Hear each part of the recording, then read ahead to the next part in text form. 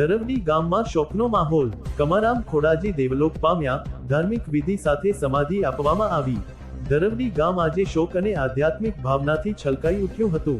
ગામના વડીલ, ધાર્મિક તથા સેવાભાવી સ્વભાવ માટે જાણીતા કમારામ ખોડાજી દેવલોક પામ્યા હોવાની દુઃખદ ઘટના સામે આવતા સમગ્ર ગામમાં શોકની લાગણી પ્રસરી ગઈ હતી।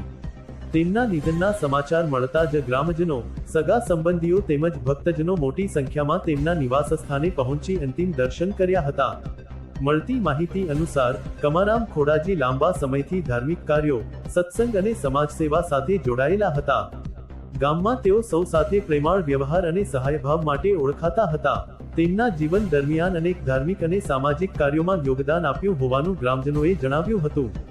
ગુરુવારના રોજ ધાર્મિક રીત રિવાજ અને પરંપરા અનુસાર તેમની સમાધિ વિધિ સંપન્ન કરવામાં આવી હતી, જેમાં મોટી સંખ્યામાં લોકો હાજર રહ્યા હતા।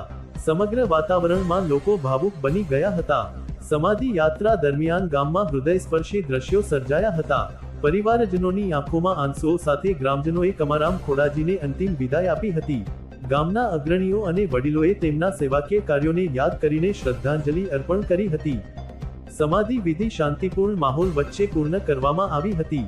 સમગ્ર ધરવડી ગામ સહિત આસપાસના વિસ્તારોમાં પણ આ ઘટનાને લઈને શોકની લાગણી જોવા મળી રહી છે। લોકો પરમાત્માને પ્રાર્થના કરી રહ્યા છે કે દિવંગત આત્માને ચિર શાંતિ પ્રાપ્ત થાય। અહેવાલ નરેશભાઈ ઠાકોર।